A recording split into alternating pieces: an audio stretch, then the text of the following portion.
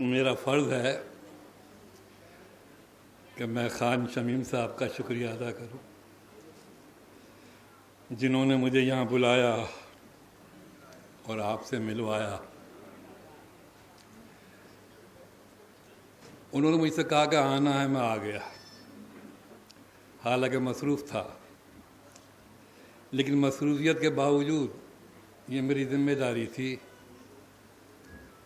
میں یہاں آیا شکریہ ادا کرنے خان شمیم کا اور ان کے دوستوں کا، جنہوں نے آج کی محفل کو سجایا ہے اور سجا کر ہمارے سماج کو یہ سمجھایا ہے کہ زندگی صرف آتنک یا لڑائی نہیں ہوتی، حسن کی انگڑائی بھی ہوتی ہے،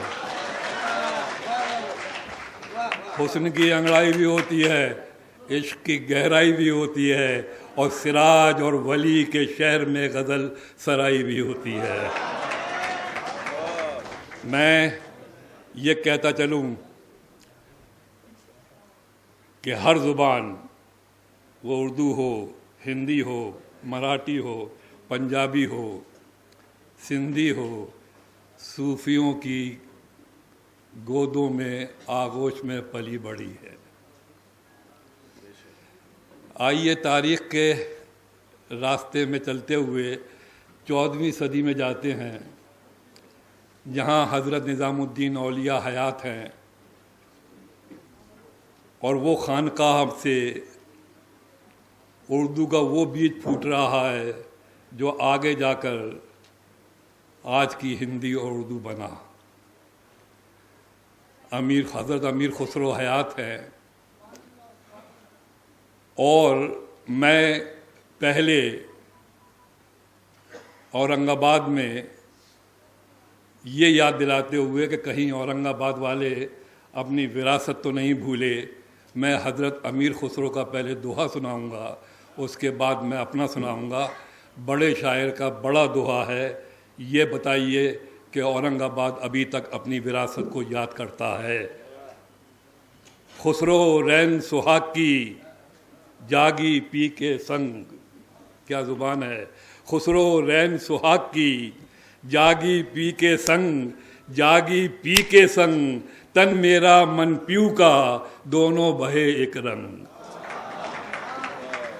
اس پہ اور تالیاں آنا چاہیے، یہ بڑا شاعر ہے، اسٹیج پہ ابھی تک کوئی شاعر نہیں آیا۔ خسرو رین سہاگ کی جاگی پی کے سنگ، تن میرا من پیو کا، دونوں بہے ایک رنگ۔ یہ علاء الدین خلجی کا پیریڈ تھا، حضرت نظام الدین اولیاء کا پیریڈ تھا، امیر خسرو کا پیریڈ تھا۔ اب 21ویں صدی میں جب میں آ کر میں نے دوہے کہے تو کیسے سینسیبلٹی بدلتی ہے وہ دیکھیے۔ سیدھا سادھا ڈاکیا جادو کرے مہان، سیدھا سادھا ڈاکیا جادو کرے مہان، جادو کرے مہان، ایک ہی تھیلے میں بھرے آنسو اور مسکان۔ سیدھا سادھا ڈاکیا جادو کرے مہان، ایک ہی تھیلے میں بھرے آنسو اور مسکان۔ اور دوہے کی روایت ہے، میں اس یقین کے ساتھ سنا رہا ہوں کہ اورنگ آباد جب تک ہے اور اورنگ آباد میں دنیا جب تک ہے، اس وقت تک یہ دوہا پرانا نہیں ہونے والا۔ بھلے ہی کسی کی زبان میں سن لیا ہو آپ نے، ٹیلی پیتھی تو آج کی سائنس سے دوہا سنیے۔ میں رویا پردیس میں بھیگا ماں کا پیار، آگے دیکھیے بات، میں رویا پردیس میں بھیگا ماں کا پیار، بھیگا ماں کا پیار، دکھ نے دکھ سے بات کی بن چٹھی بن تار۔ میں رویا پردیس میں بھیگا ماں کا پیار، دکھ نے دکھ سے بات کی بن چٹھی بن تار۔ اور پہلے prime minister of India Pandit Jawahar Lal Nehru, انہوں نے ایک کتاب لکھی تھی ڈسکوری آف انڈیا، اس کا ترجمہ ہوا تھا بھارت ایک کھوج۔ لیکن مجھے کہنے دیجئے کہ پنڈت جواہر لال نہرو بڑے باپ کے بڑے بیٹے تھے، وہ مہاتما گاندھی کی طرح سے زمین سے نہیں اگے تھے، اسی لیے زمین کا درد بھی ان کے اندر نہیں تھا۔ دوہا سنیے کہ اسٹیشن پر ختم کی بھارت تیری کھوج، خاص طور سے سنیے، اسٹیشن پر ختم کی بھارت تیری کھوج، بھارت تیری کھوج، نہرو نے لکھا نہیں کلی کے سر کا بوجھ۔ اسٹیشن پر ختم کی، بہت دیر میں بابا آ رہی ہے، اسٹیشن پر ختم کی بھارت تیری کھوج، نہرو نے لکھا نہیں کلی کے سر کا بوجھ۔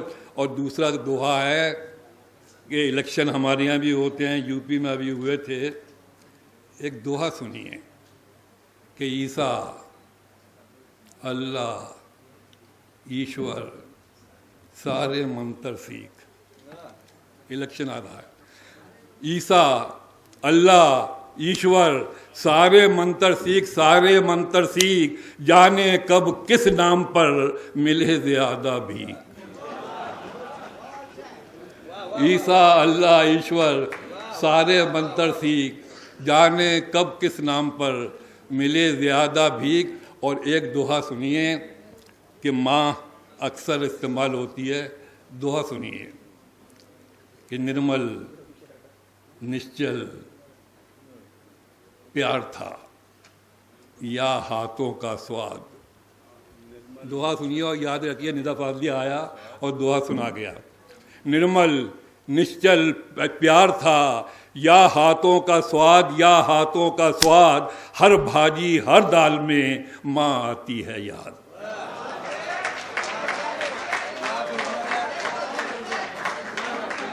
نرمل نشچل پریم تھا، نرمل نشچل پریم تھا، نرمل نشچل پیار تھا، یا ہاتھوں کا سواد، ہر بھاجی ہر دال میں۔ اور مجھ جیسا ایک آدمی، ندا فاضلی، میرا ہی ہم نام، مجھ جیسا ایک آدمی میرا ہی ہم نام، میرا ہی ہم نام، الٹا سیدھا وہ چلے مجھے کرے بدنام۔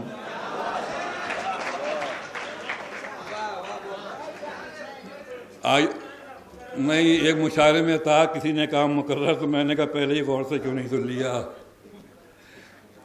آئیے غزل کے کچھ شعر سناؤں میں آپ کو۔ غزل کی تاریخ بہت لمبی ہے، ہزاروں سال میں پھیلی ہوئی ہے۔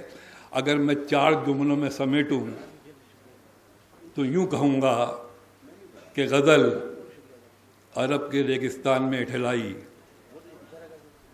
وہاں سے چل کر ایران کے باغوں میں لہرائی، اور جب ایران سے گنگا اور ہمالیہ کے دیش بھارت میں آئی تو دلی کے تخت پر علاؤ الدین خلجی راج کر رہا تھا۔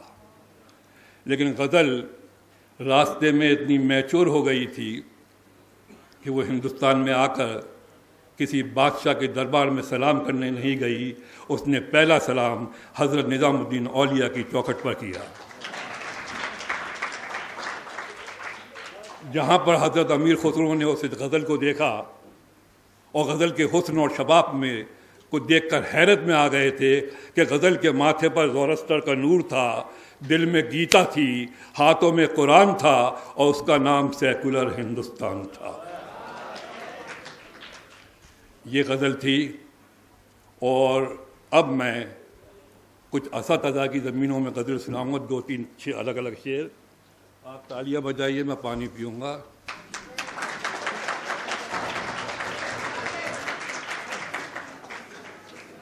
سنیے، پہلے حضرت امیر خسرو کا سنیے مطلع، اور خدا کے لیے مجھے داد دے نہ دیں، لیکن امیر خسرو بڑے شاعر تھے، وہ بھلے ہی نہیں بلائے گئے لیکن بڑے شاعر تھے، بڑی داد دیجیے۔ اور یہ دیکھیے کہ وہ جو اردو آج ہے، وہ جو ہندی آج ہے، اس کا بیج کیسے پھوٹا تھا اس درگاہ سے۔ جو یار دیکھا نین بھر، من کی گئی چنتا اتر، جو یار دیکھا نین بھر، من کی گئی چنتا اتر، ایسا نہیں کوئی عجب راکھے اسے سمجھائے کر. یہ امیر خسرو تھے. اس زمین میں 2-3 شعر سن لیجیے. کہ مندر بھی تھا اس کا پتہ، مسجد بھی تھی اس کی خبر. مندر بھی تھا اس کا پتہ، مسجد بھی تھی اس کی خبر. مسجد بھی تھی اس کی خبر، بھٹکے ادھر اٹکے ادھر، کھولا نہیں اپنا ہی گھر. مندر بھی تھا اپنا اس کا پتہ، مسجد بھی تھی اس کی خبر، بھٹکے ادھر اٹکے ادھر، کھولا نہیں اپنا ہی گھر. اور خان شمیم صاحب محبت دوسرا کرتا ہے، شعر شاعر لکھتا ہے. لیکن جب خود محبت کی جاتی ہے تو شعر یوں بنتا ہے. سنیے. کل رات کچھ ایسا ہوا، اب کیا کہوں کیسا ہوا. کل رات شعر ہو گئی ہے. کل رات کچھ ایسا ہوا، اب کیا کہوں کیسا ہوا. کیا کہوں کیسا ہوا، میرا بدن بستر پہ تھا، میں چل رہا تھا چاند پر. اور ایک شعر سن لیجئے.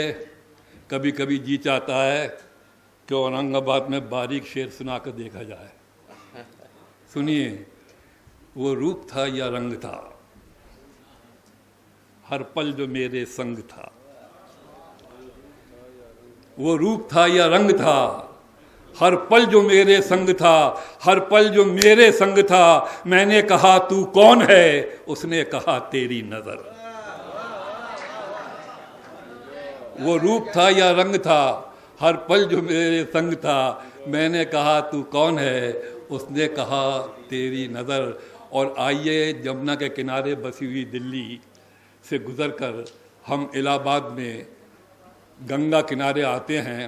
وہاں ایک اناتھ بچے کے رونے کی آواز آ رہی ہے، اور اس کو ایک مسلمان جولاہے نے اپنی باہوں میں بھر لیا اور قرآن کے 101 ناموں میں سے ایک نام نکال کر اسے دیا، اور اس کا نام کبیر ہوا.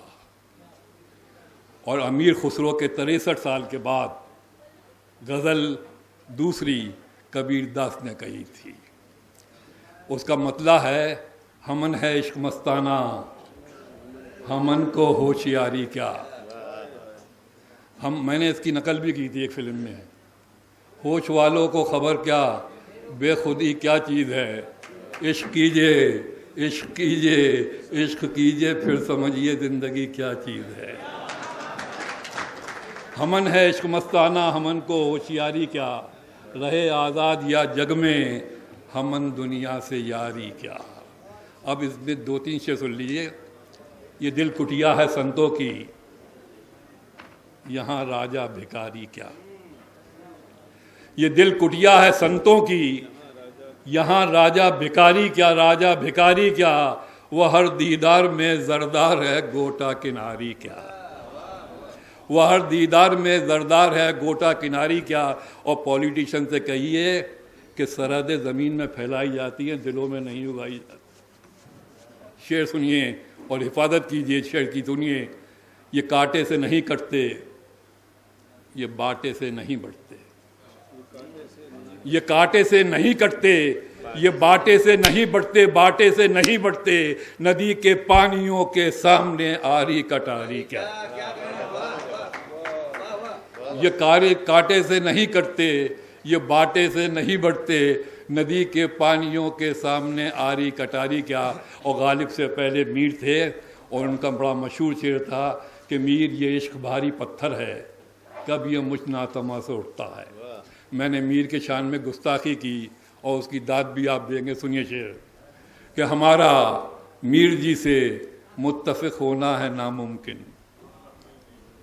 ہمارا میر جی سے متفق ہونا ہے ناممکن. ناممکن اٹھانا ہے جو پتھر عشق کا تو ہلکا بھاری کیا.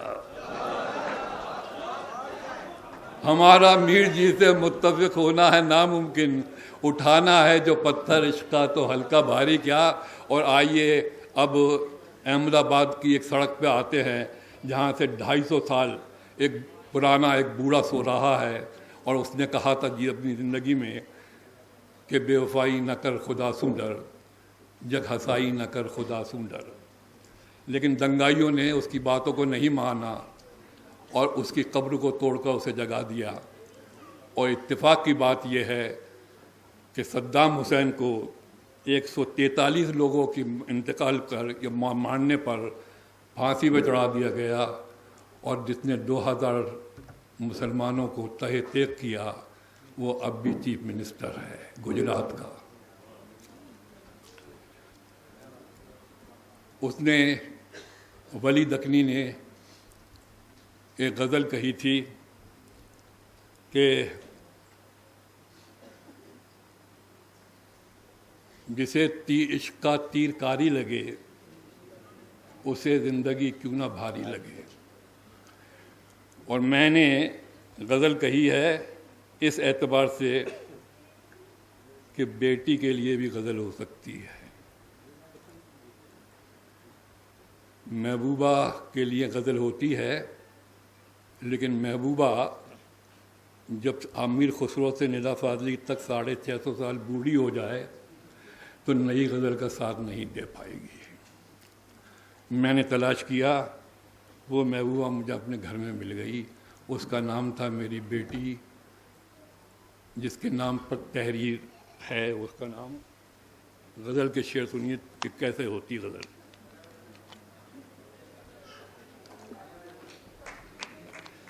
بیٹی کے لیے غزل.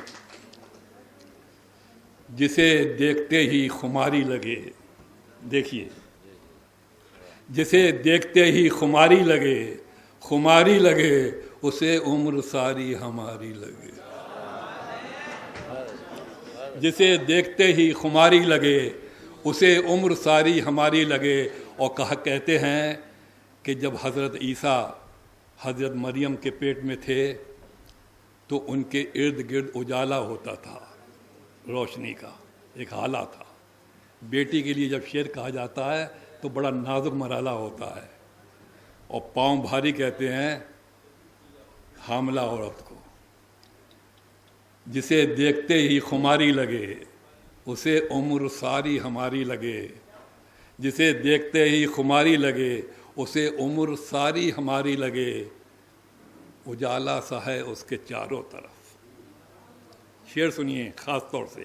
اجالا سا ہے اس کے چاروں طرف، چاروں طرف، چاروں طرف وہ نازک بدن پاؤں بھاری لگے. اجالا سا ہے اس کے چاروں طرف وہ نازک بدن پاؤں بھاری لگے. اور وہ سسرال سے آئی ہے مائکے، آئی ہے مائکے اسے جتنا دیکھو وہ پیاری لگے. وہ سسرال سے آئی ہے مائکے اسے جتنا دیکھو وہ پیاری لگے. اور بیٹی سے حسین زیادہ کوئی نہیں ہوتا. شعر سنیے، اشارہ کسی کی طرف نہیں ہے کہ ہنسی صورتیں اور بھی ہیں. قافیہ بھی دیکھیے، ہنسی صورتیں اور بھی ہیں، اور بھی ہیں، مگر وہ سب سینکڑوں میں ہزاری لگے. ہنسی صورتیں اور بھی ہیں. اور منموہن سنگھ، زرداری اور اوباما تینوں سے کہیے کہ مجھے اپنی بیٹی کے لیے پرسکون دنیا کی ضرورت ہے. اور شعر سنیے کہ چلو اس طرح سے سجائیں اسے، چلو اس طرح سے سجائیں اسے، اس طرح سے سجائیں اسے یہ دنیا ہماری تمہاری لگے.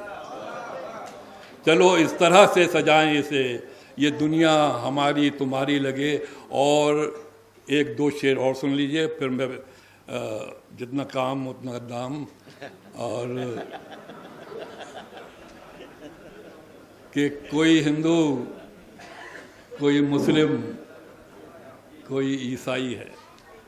شعر سنیے.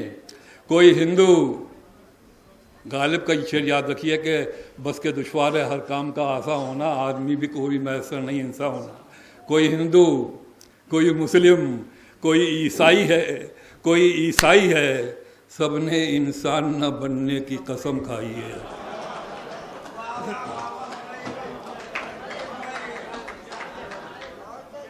کوئی ہندو، کوئی مسلم، کوئی عیسائی ہے، سب نے انسان نہ بننے کی قسم کھائی ہے. چلتے رستے تو ہر صورت ایسی ویسی لگتی ہے. یہ ہوتا ہے. چلتے رستے تو ہر صورت ایسی ویسی لگتی ہے، ایسی ویسی لگتی ہے. یہ بھی گیا. چلتے رستے تو ہر صورت ایسی ویسی لگتی ہے، مجنوں کی آنکھوں سے پوچھو لیلا کیسی لگتی ہے۔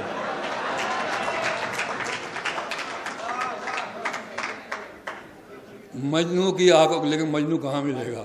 مجنوں کی آنکھوں سے پوچھو لیلا کیسی لگتی ہے۔ اور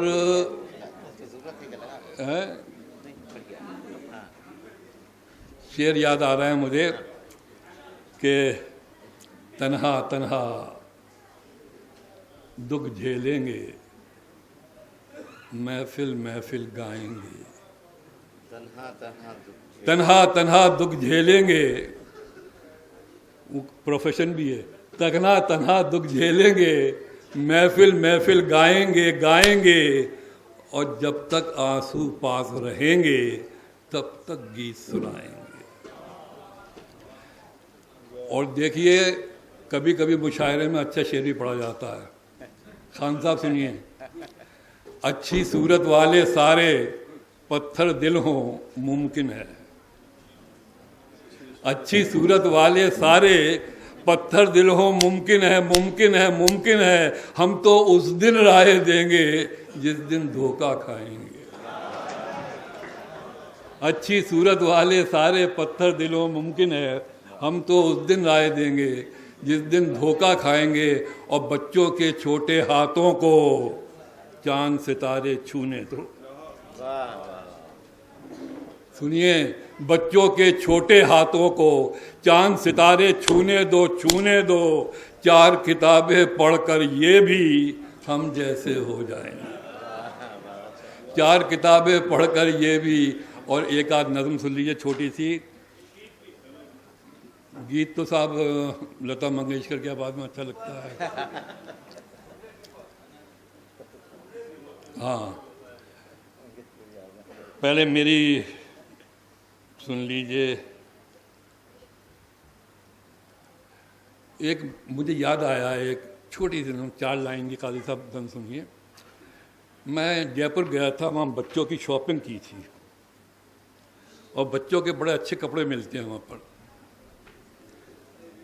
جوتے، پہرن، پولکا، لہنگا۔ تو میں نے اپنی بیٹی کے لیے شاپنگ کی تھی، وہ 5 سال کی تھی اس وقت۔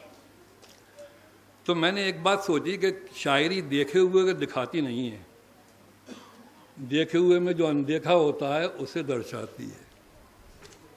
میں نے ایک نظم کہی شاپنگ کرتے ہوئے، وہ نظم سنیے آپ۔ گوٹے والی لال اوڑھنی اس پر چولی گھاگرا، شاپنگ ہو رہی ہے، گوٹے والی لال اوڑھنی اس پر چولی گھاگرا، اسی سے میچنگ کرنے والا چھوٹا سا ایک ناگرا، گوٹے والی لال اوڑھنی اس پر چولی گھاگرا، اسی سے میچنگ کرنے والا چھوٹا سا ایک ناگرا۔ چھوٹی سی یہ شاپنگ تھی یا کوئی جادو ٹونا، لمبا چوڑا شہر اچانک بن کر ایک کھلونا، داڑھی پگڑی اونٹ چھوڑ کر، اتہاسوں کا جال توڑ کر، الف سے اماں بے سے بابا بیٹھا باچ رہا تھا، 5 سال کا بچی بن کر جے پور ناچ رہا تھا۔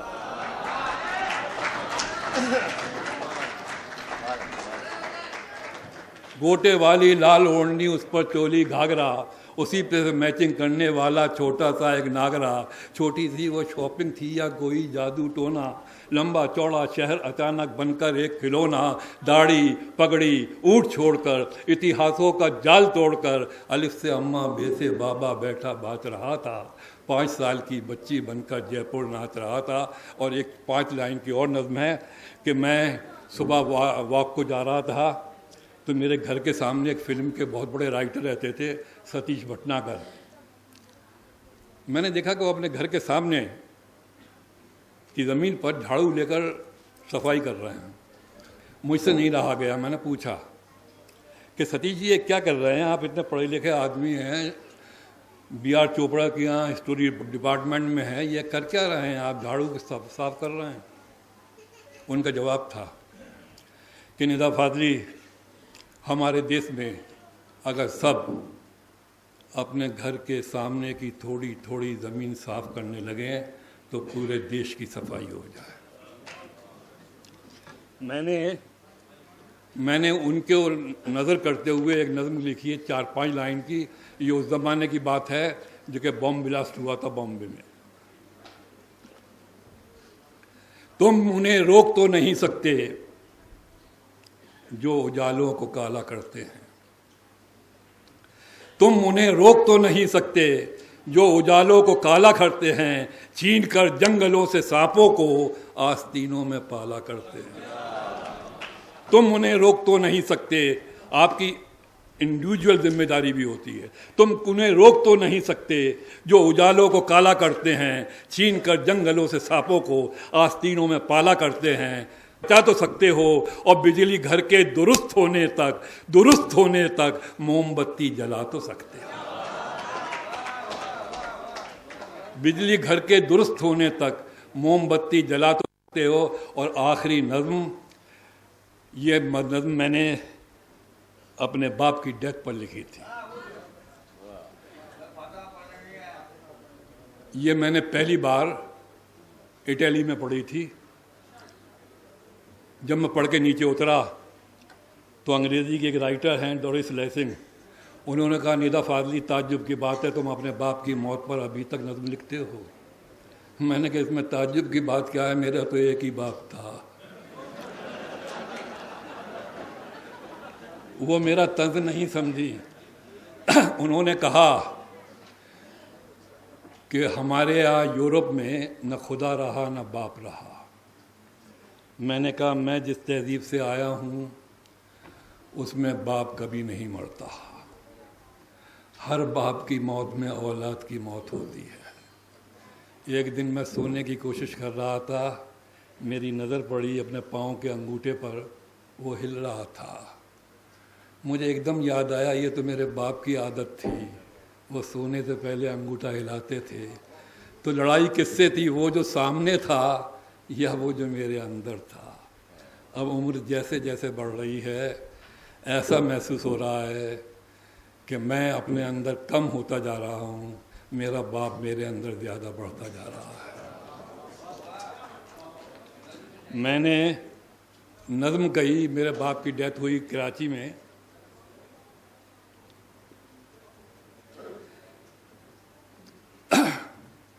میرے باپ کی موت کو جلدی تھی اور اس سے بھی زیادہ جلدی ہندوستان اور پاکستان کو جنگ کرنے کی تھی. مجھے ویزا نہیں ملا اور میں جا نہیں پایا. کہ تمہاری قبر پر میں فاتحہ پڑھنے نہیں آیا، تمہاری قبر پر میں فاتحہ پڑھنے نہیں آیا. مجھے معلوم تھا تم مر نہیں سکتے. تمہاری قبر پر میں فاتحہ پڑھنے نہیں آیا، مجھے معلوم تھا تم مر نہیں سکتے. تمہاری موت کی سچی خبر جس نے اڑائی تھی وہ جھوٹا تھا. تمہاری قبر پر میں فاتحہ پڑھنے نہیں آیا، مجھے معلوم تھا تم مر نہیں سکتے. تمہاری موت کی سچی خبر جس نے اڑائی تھی وہ جھوٹا تھا. وہ تم کب تھے؟ کوئی سوکھا ہوا پتا ہوا سے ہل کے ٹوٹا تھا. میری آنکھیں تمہارے منظروں میں قید ہیں اب تک. میری آنکھیں تمہارے منظروں میں قید ہیں اب تک. میں جو بھی دیکھتا ہوں سوچتا ہوں وہ وہی ہے جو تمہاری نیک نامی اور بدنامی کی دنیا تھی. کہیں کچھ بھی نہیں بدلا. تمہارے ہاتھ میری انگلیوں میں سانس لیتے ہیں. کہیں کچھ بھی نہیں بدلا. تمہارے ہاتھ میری انگلیوں میں سانس لیتے ہیں. میں لکھنے کے لیے جب بھی قلم کاغذ اٹھاتا ہوں تو میں بیٹھا ہوا میں اپنی ہی کرسی میں پاتا ہوں. بدن میں میرے جتنا بھی لہو ہے وہ تمہاری لغزشوں ناکامیوں کے ساتھ بہتا ہے. بدن میں میرے جتنا بھی لہو ہے وہ تمہاری لغزشوں ناکامیوں کے ساتھ بہتا ہے. میری آواز میں چھپ کر تمہارا ذہن رہتا ہے. میری بیماریوں میں تم، میری لاچاریوں میں تم، میری بیماریوں میں تم، میری لاچاریوں میں تم. تمہاری قبر پر جس نے تمہارا نام لکھا ہے وہ جھوٹا ہے. تمہاری قبر میں میں دفن ہوں، تم مجھ میں زندہ.